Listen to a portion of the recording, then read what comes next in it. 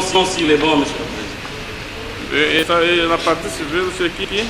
Monsieur Monanteba Daniel. Partie civile. Ils sont dehors, on ne veut pas qu'ils entrent. Je suis un homme politique, je suis dans un procès politique qu'on fait entrer les miens. Ils sont dehors, l'audience est publique, je vous en prie. Si l'audience est publique, la télévision est là. Les miens sont dehors, j'estime que pour moi, mon attachement à eux, j'ai besoin d'eux dans la salle, c'est un droit. À moins qu'il y ait une disposition particulière qui a été prise, et je demande à être informé sur cette position. S'il vous plaît. Préalable. C'est fort important que la Cour puisse ordonner à l'officier qui s'occupe de l'important que ceux-là qui sont venus, ils ne sont même pas nombreux. La salle est quasiment vide. Si le public, qui ne dépasse pas 50 personnes, j'ai vu, pouvait être autorisé à assister à l'audience sur base de votre décision. Il est demandé à tout citoyen qui voudrait assister à cette audience d'entrer et d'assister. Néanmoins, nous savons qu'en dehors de cette salle d'audience, il y a le palais de justice. Par rapport à la sécurité qui doit être, si à l'entrée principale, on va y mettre de la sécurité, qu'est-ce que cela a à voir avec la procédure qui se déroule ici? Tous les citoyens qui viennent pour l'audience, je crois qu'ils passent aisément. Donc le travail que fait les agents de sécurité pour sécuriser le palais de justice n'a rien à voir avec la procédure qui se passe ici. Ainsi, c'est un procès politique. Le procureur m'a refusé que je lise la plainte. Je l'ai dit ici. Il m'a refusé dans son office que je lise la plainte. Je vous en prie. Ouais. Oui, parce qu'il m'a refusé, c'est pourquoi je l'ai dit. Allons à l'essentiel. Nous avons encore la parole, votre honneur. L'honorable Mike Moukebaye est celui de demander à votre cour de constater et d'ordonner en même temps la nullité de la procédure pré-juridictionnelle au motif que lorsque nous interrogeons l'article 17 alinéa 2 de la Constitution, vous vous rendrez compte que cette disposition vous impose aussi l'attitude du ministère public lorsqu'il est noté que nul ne peut être poursuivi, arrêté, détenu ou condamné qu'en vertu de la loi et dans les formes qu'elle prescrit. Ici, votre honneur, la forme prescrite par la loi en matière d'arrestation et de poursuite d'un député sont régies au niveau du droit parlementaire. C'est les articles 94, 95 et 118 du règlement intérieur de l'Assemblée provinciale de Kinshasa. Pour vous épargner la lecture de tous ces articles, puisque la Cour connaît le droit, nous allons y revenir. La forme prévue, c'est quoi, votre honneur? Comme vous le savez, un député, avant d'être arrêté, ici, à la personne de l'honorable Mike Moukebaye, il a ses immunités à lui. Ce qui fait que les immunités constituent les barrières, les obstacles à toute poursuite. Ces députés, ces immunités, votre honneur, doivent être levées à l'avance. Mais il y a une chance exceptionnelle pour l'honorable Mike Moukebaye. La chance, puisque la nature lui sourit, c'est que l'honorable Mike Moukebaye, votre honneur, en termes de la forme violée au niveau du ministère public, l'honorable Mike Moukebaye a été suspendu de ses fonctions parlementaires. Puisqu'il a été suspendu de ses fonctions parlementaires et que les immunités étant liées à l'exercice de dites fonctions, l'Assemblée provinciale aurait dû procéder de la manière suivante. 1. Lever la suspension de l'honorable Mike Moukebaye dès lors que l'Assemblée a été saisie d'une requête du ministère public tendant à lever les immunités d'un député suspendu. 2. Après la levée des immunités, inviter l'honorable Mike Moukebaye à une procédure interne au niveau du bureau. Et là, les règlements intérieurs de l'Assemblée prévoient les principes du contradictoire. Deuxième forme qui a été violée, l'honorable Mike n'avait pas été invité à connaître, à découvrir ou à prendre connaissance de la requête tendant à obtenir la levée de ses immunités. 3. Une fois l'honorable Mike Moukebaye invité à comparaître sur le plan interne, votre honneur, la loi parlementaire, les droits parlementaires, les règlements intérieurs, qui a été déclaré conforme à la Constitution, votre honneur, veut que le procureur ici présent soit entendu contradictoirement avec l'honorable dont la levée des immunités est sollicitée, ce qui n'a pas été fait. Nous avons dit, sous peine d'être complété par l'estimé confrère qui détient tous les documents entassés. Merci beaucoup, Monsieur le Président, Monsieur le Ministère public. En d'autres termes, Vous constaterez que cette décision n'a jamais été notifiée personnellement. La décision qui autorise le poursuite. Je l'ai vu pour la première fois. C'est là que je l'ai lu. Et par la suite, mon avocat m'a amené une copie. Après avoir procédé à la levée copie. Elle ne m'a jamais été notifiée. À ce jour, par le... Jamais. La voix là, je ne la connais pas, cette décision. Jamais notifiée. Ce que j'ai appris un matin, c'est sur Média, sur Top Congo, le président de l'Assemblée provinciale, ça devait être un mardi 10 septembre. Alors que la décision est prise depuis le 6. Un mardi 10 septembre, j'apprends par Top Congo que mes immunités sont levées. Le recours qui a été introduit, on va vous en donner copie, ce recours, nous l'avons rédigé sur base des déclarations du président de l'Assemblée provinciale à Top Congo, sur base de ces déclarations.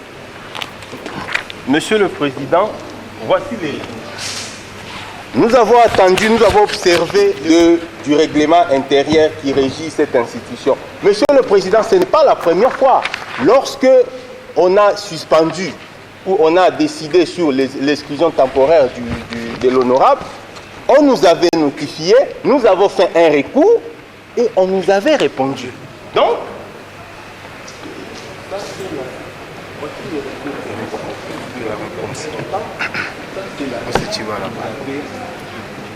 qu'on nous avait réservé. Donc, à ce jour, Monsieur le Président, vous allez juste... Nous avons encore la parole, votre honneur. Vous allez juste, Monsieur le Président, nous remettre notre client et rentrer avec. Parce que vous êtes déjà en connaissance de toutes ces irrégularités. Vous êtes déjà en connaissance à ce jour qu'il a recouvré ses immunités. Donc, continuer à les détenir, Monsieur le Président, ça serait une détention purement irrégulière ou illégale. Quand on parle de la première décision, c'est que j'ai fait déjà l'objet d'une suspension pour 1 année avec privation de salaire pendant 1 année. C'est cela la précision. La première décision sur laquelle nous avons écrit et que le bureau nous a répondu pour confirmer sa décision. En rapport avec les immunités, ces derniers estiment que leurs clients seraient encore couverts par ces immunités du fait de la procédure par elle initiée. Qu'à cela, je voudrais relever une chose. Apparemment, la partie prévenue a plus de confusion. En rapport avec la levée des immunités, M. le Président, il y a 2 procédures. Premièrement, lorsque l'Assemblée est en session, c'est à ce moment-là qu'on convoque une session où le ministère public vient soutenir son réquisitoire. Et à plénière, il doit se passer, et le débat se déroule. C'est la première procédure lorsque l'Assemblée est en session. Alors que lorsque l'Assemblée provinciale est en vacances, c'est le bureau qui siège et décide sur la mesure à prendre. dès lors que le bureau a pris une décision, laquelle décision nous a été notifiée, ou qui ordonne le poursuite contre le prévenu, c'est là comme conséquence que le prévenu est mis à la disposition de la justice pour qu'il réponde des faits du reproché. Alors, s'ils estiment qu'il y a une autre décision contraire ou que leur client a recouvert ses immunités, mais il n'a qu'à nous présenter l'acte, Monsieur le Président. Parce que la décision qui gît au dossier, c'est celle qui met le prévenu à la disposition de la justice. Cela voudrait dire qu'on a levé ses immunités. Si le prévenu ou le conseil estime qu'il y a une autre, ou que l'autorité qui a pris cette décision a pris une autre contraire ou a rapporté ce dernier, ils n'ont qu'à nous présenter la décision. Et passe la parole au prévenu ou à ses conseils. Oui. Je ne pourrais pas comprendre les explications du ministère public. Bureau ou plénière, quand on statue, le principe du contradictoire est maintenu. Certes, pendant les vacances, le bureau peut d'office se saisir de la question, mais en contradictoire. Ça ne devient pas unilatéral quand c'est le bureau et contradictoire quand c'est la plénière. Ça, c'est de 1. De 2. Mais il y a un règlement intérieur de cette assemblée provinciale. Je crois que le ministère public, excusez-moi, ne me traitez pas d'arrogant, il aurait dû lire ces règlements intérieurs. Il y a des dispositions là-dedans. Apparemment, il n'a pas lu ça. Il est dit que toute décision qui laisse les députés à droit de formuler un recours, il est dit là-dedans. Décision du bureau. Il s'est empressé de me prendre, mais il n'a pas lu le règlement intérieur. 118. Et lorsque le député formule son recours, le bureau a 8 jours pour répondre au député. J'étais en prison en train de compter les 8 jours les plus longs de ma vie. Lorsque vous parlez, vous vous adressez à la Cour. Oui, j'étais en train de compter les 8 jours les plus longs de ma vie. Il est là, ils sont là mes avocats. J'ai compté le premier jour, le deuxième, le troisième, le quatrième, 8 jours francs. Moi je ne savais même pas ce que signifiait 8 jours francs, je ne suis pas juriste. Nous sommes arrivés au 8e jour. Au 9e jour, j'ai demandé à mon avocat d'écrire à l'Assemblée par voie de huissier de justice. Ces documents-là, quand on le compare au règlement intérieur, ne s'agit-il pas d'une décision? Ces documents, nous écrivons au bureau pour constater, d'ailleurs je vais vous dire, peut-être que lui n'est pas au courant, aussitôt après avoir, je vous ai dit qu'il ne m'a jamais notifié, le président du bureau de l'Assemblée provinciale de Kinshasa, aussitôt que la décision a été prise, il est parti. Et je ne sais pas s'il est déjà revenu. Il n'est jamais revenu. J'apprends qu'il revient, je ne sais pas aujourd'hui. Il n'est jamais revenu, sachant qu'il avait pris sa décision en toute illégalité. Et des États-Unis, je vous donne encore un élément, vous allez remarquer. Remarquez que la réponse au recours sur la première sanction contre ma personne, c'est le vice-président qui avait répondu avec sa signature. Le Godin, pour le président de l'Assemblée provinciale, comme à ses habitudes, après avoir pris cette sanction contre ma personne, est parti. Mais cette fois-là, au moins, il a pris la précaution de me répondre par le vice-président. C'est le vice-président, Francis Chibalaba, qui me répond sur la première sanction. Cette fois-ci, sachant qu'il était dans l'illégalité totale. Et d'ailleurs, je vous en prie, demandez au ministère public si tous les bureaux étaient réunis. Demandez-le lui. Est-ce que les bureaux étaient réunis dans son ensemble? Non, c'est une procédure. C'est une procédure. Oui, je reviens à vous. Posez-lui la question si tous les bureaux étaient présents. Les 5 membres du bureau, ils n'étaient pas là. La preuve dans la décision. Il y a une disposition du règlement intérieur ici qui dit que quand il s'agit d'une décision du bureau, cela doit être démontré. On doit démontrer qu'il y a eu une majorité qui a voté ces décisions. C'est dit où dans la décision? C'est dit où? Nulle part. Nulle part. Je reviens à ceci. Je suis député provincial de la ville de Kinshasa. Je suis tenu par le règlement intérieur, autant que le ministère public. S'il n'a pas lu le règlement intérieur, ce n'est pas mon problème. Ce n'est pas mon problème. Et quand je suis arrivé devant lui, l'un de mes avocats l'a dit ici, j'ai amené le recours. Nous étions lundi 16. J'ai amené le recours. Mais puisqu'il était pressé de me prendre, il m'a pris. Je lui ai demandé de me laisser 8 jours. Le temps que le bureau réponde à mon recours, il a dit que le recours n'est pas suspensif. Et que le fait était grave. Je ne sais pas si j'ai tué quelqu'un pour des faits que je ne maîtrise même pas. Le fait était grave. C'est ce qui a été même écrit. Le règlement est clair. Pourquoi le ministère public se contente seulement de la décision levant les immunités? Lequel décision a fait référence à ces règlements ici, à l'article 95? Mais qui se souviennent aussi de l'article 118. Donc le ministère public ne peut pas à ce jour continuer cette action. Il était pressé dans sa démarche et aujourd'hui il est confondu. Monsieur le Président, vous devez, vous allez, Monsieur le Président, constater la nullité de cette décision et constater aussi que notre client a recouvré de plein droit ses immunités. J'ai dit. Votre honneur, une 30 secondes. M. Maître Nico Maengel est toujours.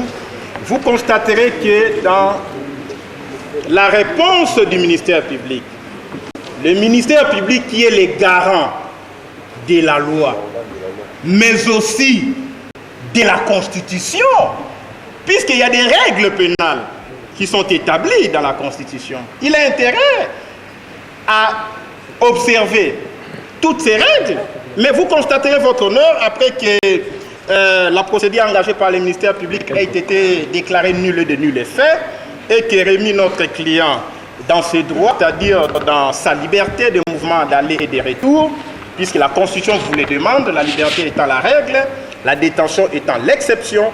Vous constaterez que votre honneur, quand le ministère public vous dit qu'on vous prouve, ça veut tout simplement dire que, au-delà de pièces produites, la meilleure preuve, c'est la Constitution, c'est le règlement intérieur. Il y a ce qu'on appelle la constatation.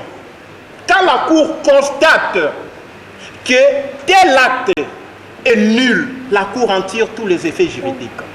Ici, le ministère public vous dit que l'honorable Mike n'avait pas été entendu ou déféré après que la décision ait été définitive. Mais il a reconnu la décision provisoire. Le caractère provisoire de la décision portant levée des immunités trouve son fondement dans le règlement intérieur. On vous dit, après levée, on observe les délais de recours. Quand les recours, les délais est épuisé, la décision devient définitive. Et le professeur Louzolo a écrit là-dessus, il parle de l'autorisation provisoire de poursuite.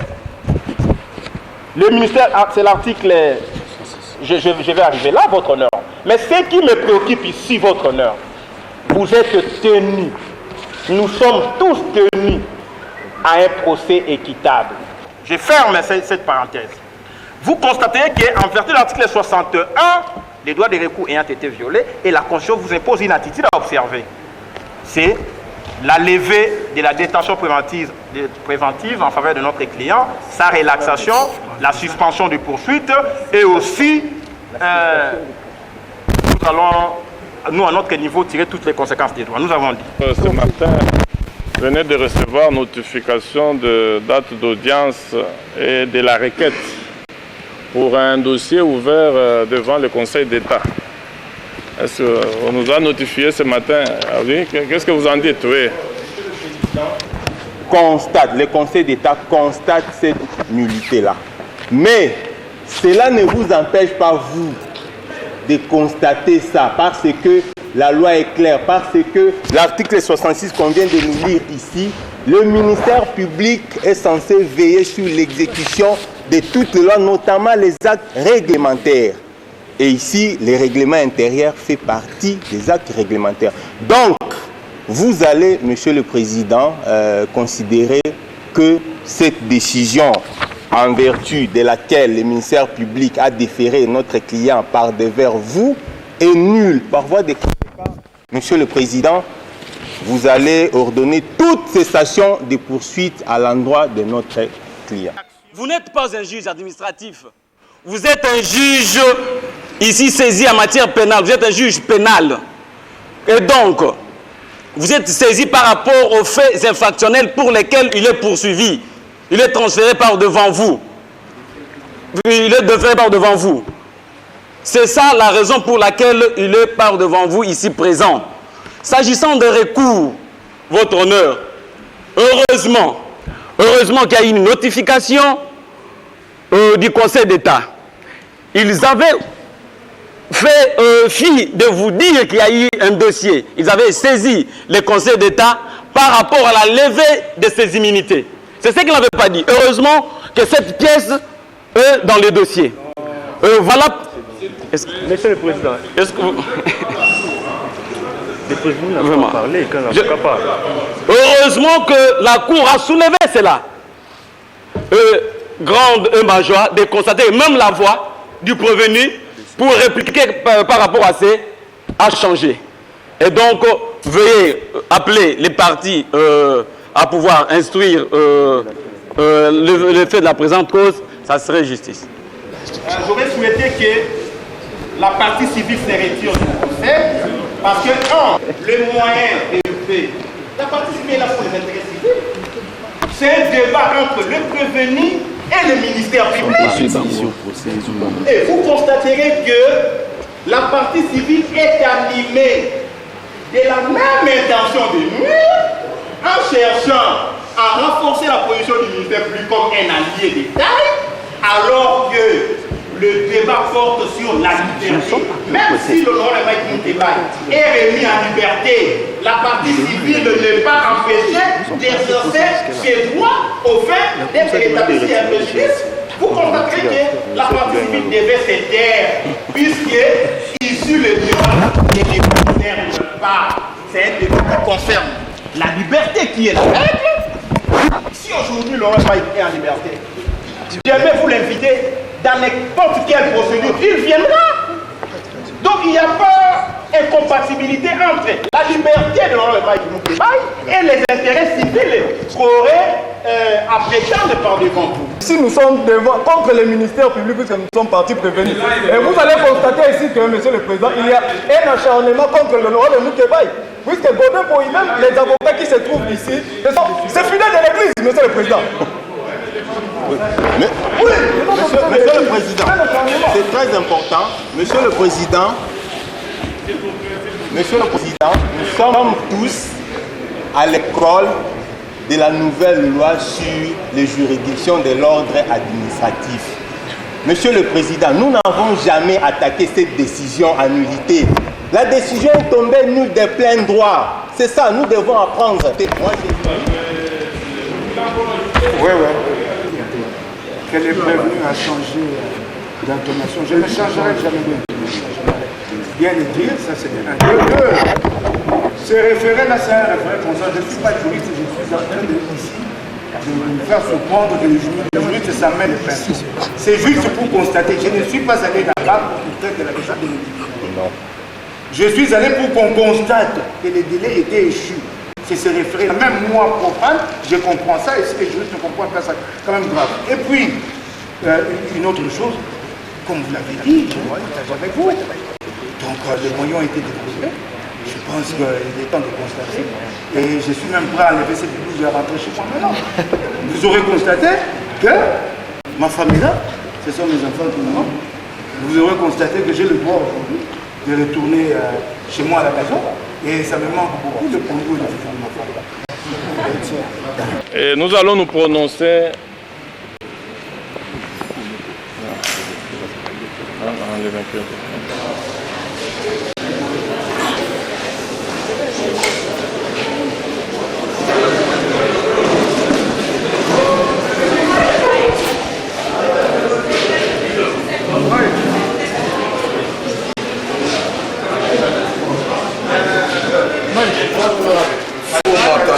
Vogliamo andare.